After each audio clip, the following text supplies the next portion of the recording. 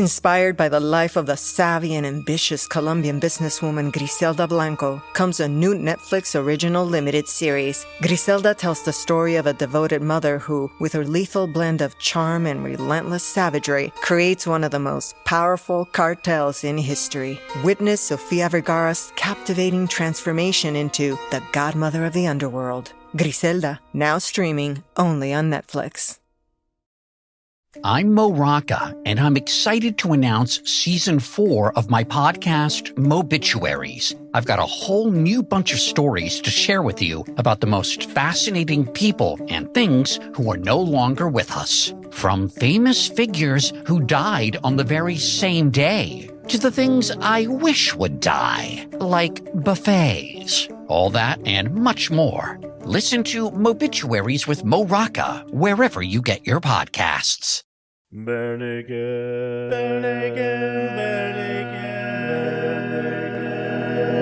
ABCs. Welcome to the Bare Naked ABCs. Every good relationship is built upon fact rather than unrealistic expectations. So I just want to let you know that we will not be the knight in shining armor with the sword in our hand. So don't expect us to storm the barricades. All we do is cover Bare Naked Lady songs 7 to Y.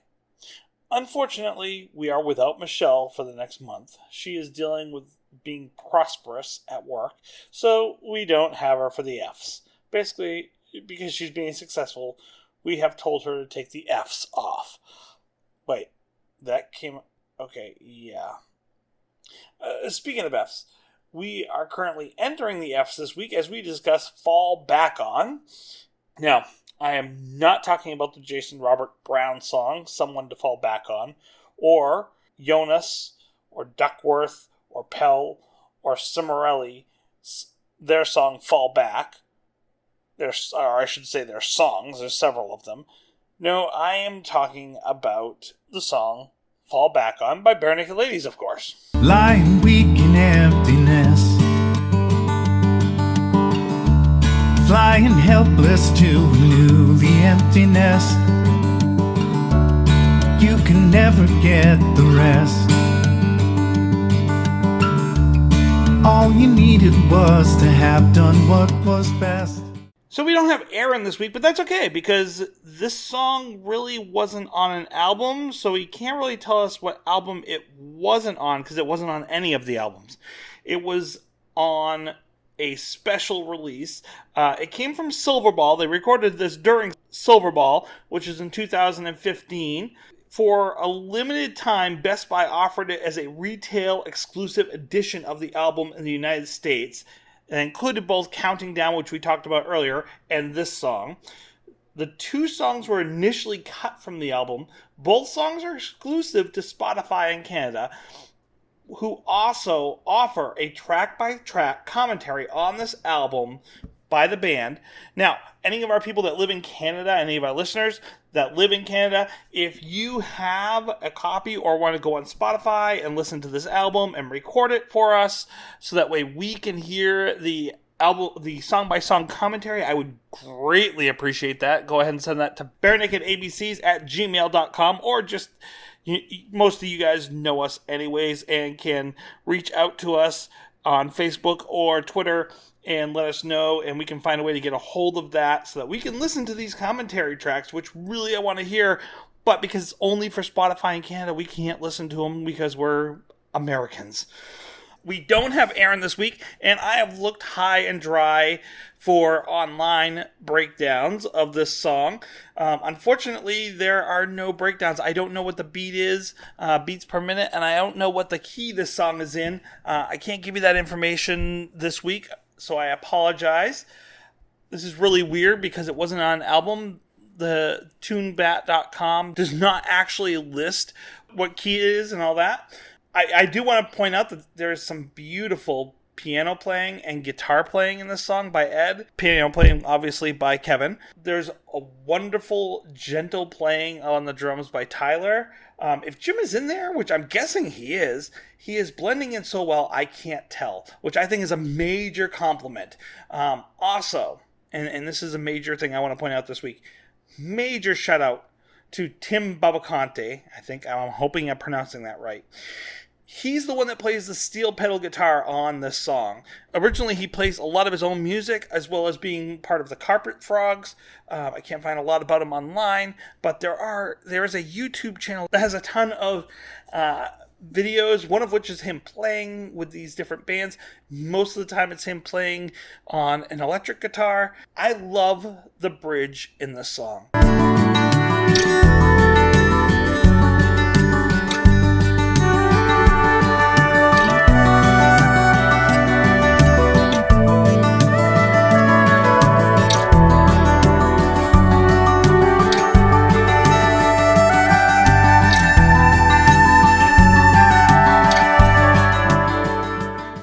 Eerie, it's melancholic, and it's all Tim just playing the pedal steel guitar. There's obviously backup, as well, but the focus is Tim playing the pedal steel guitar.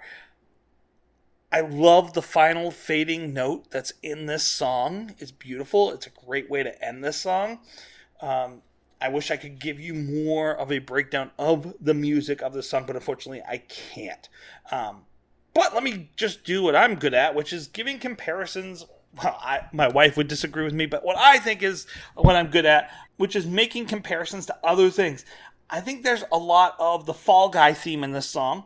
If you are not familiar with the Fall Guy, you need to become familiar with the Fall Guy. 80s TV show had Lee Majors, Heather Thomas, Marquis Post before she was on Night Court. But I want to diverge for a second. I love the irony of the Fall Guy theme. This is irony to perfection. A song written for a TV show about a stuntman. So the song is about a stuntman who never gets the credit, never gets the glamour, never gets to kiss the girl. Was not sung by the person that wrote the song because they wanted it to be made by the person that was playing the role. So the person playing the role of a stuntman who never gets the credit took the credit away from, not intentionally, the people who wrote the song. It's a great song to listen to in its entirety as well. It's a fun song. It is also the closing theme to Craig Ferguson's radio show. By the way, Craig Ferguson, we love you. Please come on the show anytime. So the three guys that wrote that song, by the way, were Glenn Larson, Gail Jensen, and Dave Somerville. I want to give you guys the credit that you deserve. Now, back on to other songs this sounds like. I think this sounds a little similar to Toe to Toe, obviously by BNL as well. The verse for this song sounds a little similar to the chorus of Toe to Toe. And also Smile. The cantor of the singer in Smile. And also maybe the sung notes that go along with this song sound very, very similar to Smile. I like the song. It's catchy.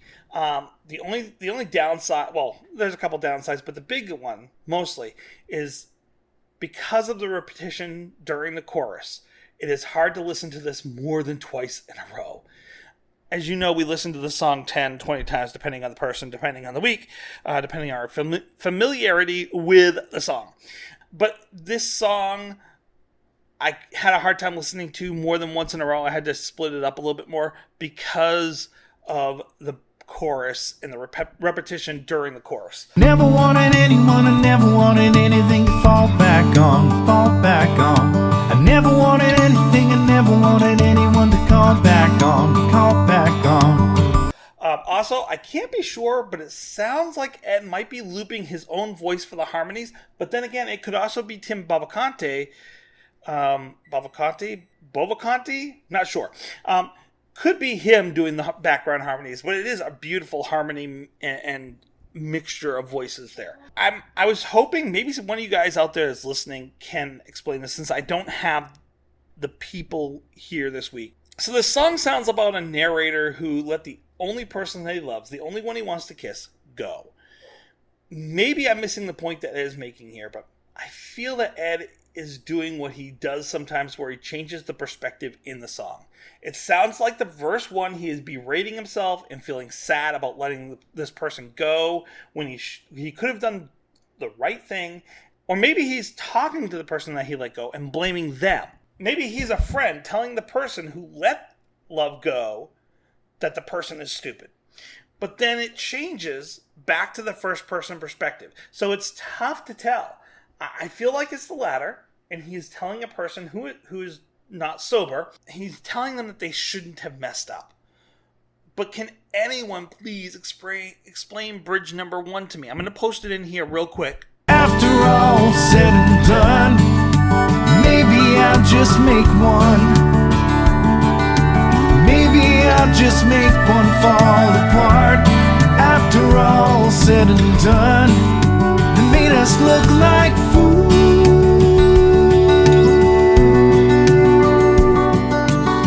And then, please, if someone out there understands bridge number 1, let me know. Maybe we aren't supposed to know what the song is about. So, because a major part of the focus of the song, and I think one of the things that makes this song absolutely splendid to listen to, and beautiful and heartfelt, and just it's one of those songs I can listen to in the background. We don't have Michelle this week, so she's not going to give us our rating. So I will give us a rating, and because it is the main focus of the song, at least in my opinion, we're going to go with how many pedal steel guitars do we give this song. I personally think the song is really good. It's not my favorite, of course. It's not typical B&L, but at the same time, I really enjoy it, and I especially enjoy the pedal steel guitar. So my rating is a 3.4 pedal steel guitars. That being said, I'm going to hand it off real quick to Michelle to find out what she gives it, and we'll find out from Aaron down the road. At some point, we'll have him catch up on all the ratings that he's been unable to give us, and we will find out what his rating is on this. So, Michelle, what is your take on this song? Hi, guys. This is Michelle coming at you from the far reaches of wherever I am. But I just wanted to talk about Fall Back On. When I first start listening to this song, it's on Silver Ball, and that's not one of the albums that I love. And it's okay. You know, it starts to sound formulaic and a little bit repetitive with the chorus. But the guitar is beautiful. That highly moving guitar that Ed does is so great. So I do love that. And when we get to the bridge, to me, that is the absolute best part of the song. It's so good. The vocals, you know, when you get that velvety harmony going on with the vocals, that's great. But then to me, the best part of the song is that instrumental right after the bridge. That part of the song makes me feel all my feelings. And it's so perfect and wonderful. And I just love that part. So that part elevates the song for me. And because of that, I'm giving this song a 3.5. Like, that instrumental part of the song rose my score 1 whole point, because I just was going to give it a 2.5. That's the middle. It's fine. There's nothing bad about it. I do feel like it's quite repetitive, but again, the bridge and the instrumental section are stunningly gorgeous and make me feel my feelings. So that's why I love Bare Naked Ladies, and that's why I'm giving it a 3.5. I hope you're well, and I hope you have a fabulous day. Now, appearance for this week. I have 3 appearances for you guys.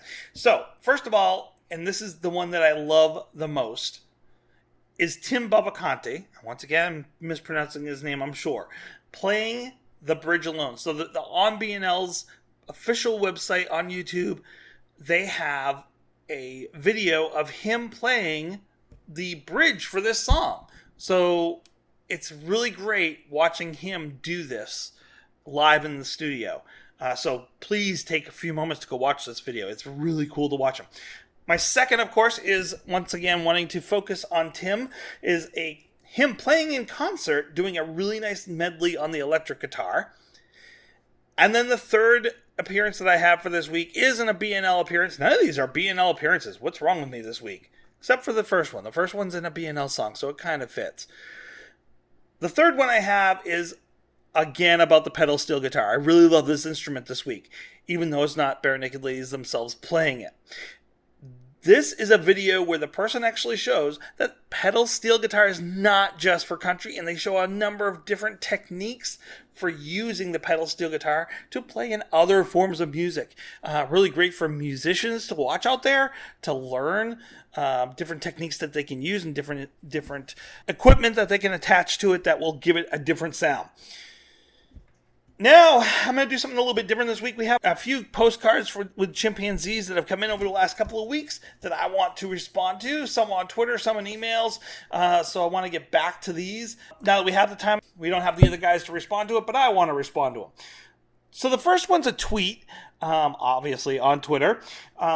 Unfortunately, the person deleted their account not long after posting this, but it's not an obscene response or anything like that, so I don't mind responding to it. I just feel bad that I can't go back and respond and let this person know that I'm going to reference them. So if this person is out there with a different account, or if you're out there and have an email, then can you please email us at barenakedabcs@gmail.com and let us know that you were the one that sent this to us. So what they sent to us was songs pairing with other songs of Bare Naked Ladies songs.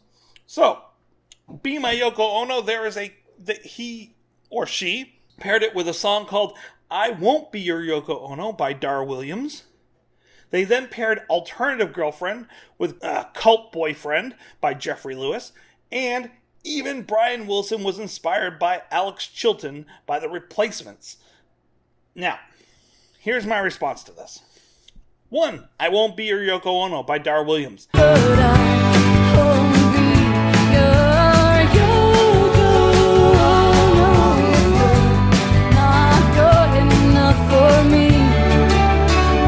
This song actually might be a shout out to Bare Naked Ladies.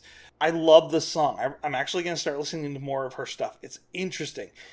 This song, I Won't Be Your Yoko Ono, takes it from the other side of a woman who might not want to be with the man, so that Yoko might not want to be with the man, and this person also then putting themselves in the place and comparing themselves to Yoko Ono, and takes it from the other side of a woman comparing herself to Yoko Ono, but saying, maybe I don't want to be with the man unless he can prove worth to me.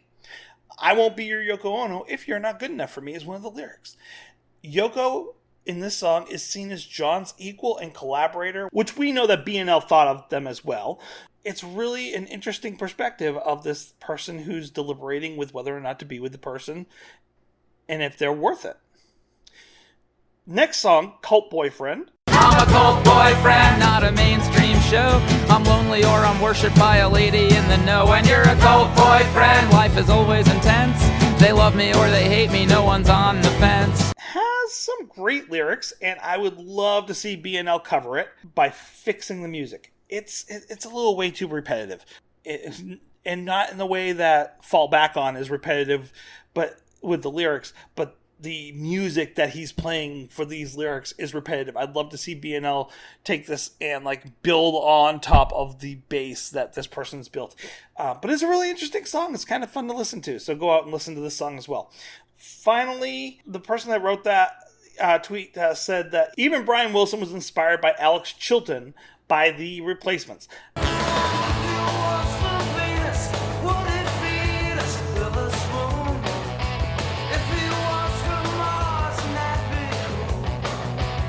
One, I've never heard this. Two, the sound doesn't sound very much like Brian Wilson either. Three, I looked diligently all over the internet, as well as having read 2 different books and watched 2 different documentaries now on Bare Naked Ladies and their origins and their songs' origins and such. Never have I heard anything about how Brian Wilson was connected to or related to any Replacement songs. I can't back that up. I can't say it's not true, but I can't back that up. Especially since it doesn't sound anything like the other song. The only similarity that I can find between the 2 songs is that the Replacements obviously were inspired by Alex Chilton, as Steve is comparing himself to Brian Wilson in his song. All right. Emails. I did hear one email from one of our viewers. We do have another postcard with chimpanzees that has come in. We've been in contact with Tim Jar At least that's how I'm assuming he's pronouncing it. A few weeks ago, he told us about the old podcast that Ed had been doing back in 2006. And we talked with him a little bit about finding that for us, and eventually he was able to find it on Reddit. We have downloaded it. I'm listening to bits and pieces of it as we've been going along here. So far, I'm only through the first episode, but it's really kind of interesting.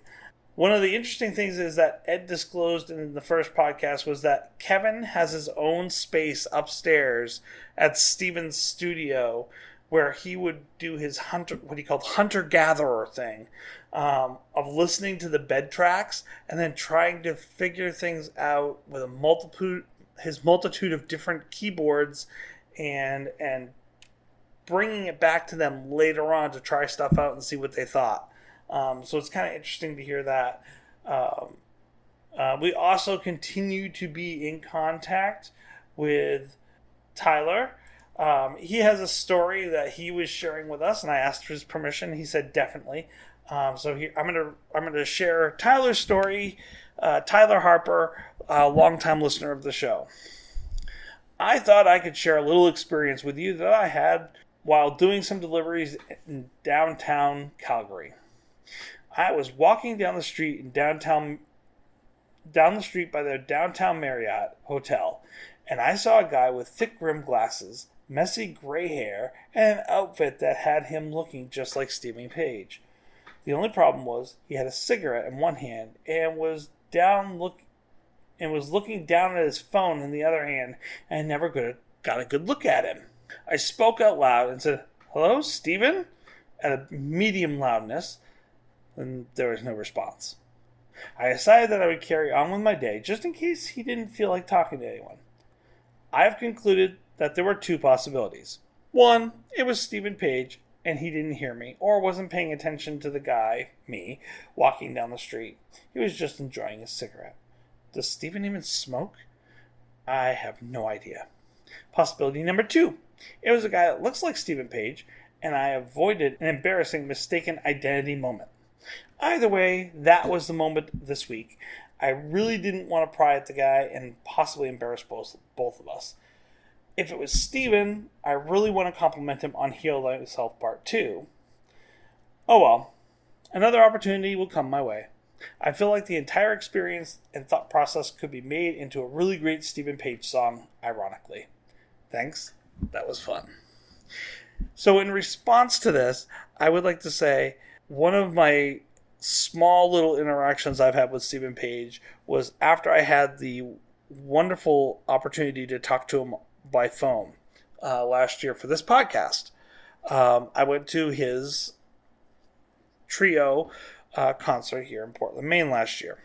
And just before the concert, as I was waiting, getting in line and waiting to get my comp tickets, I was walking down the street to get to the front of the theater, and there was Stephen Page standing by the back door of said theater in downtown Portland, Maine.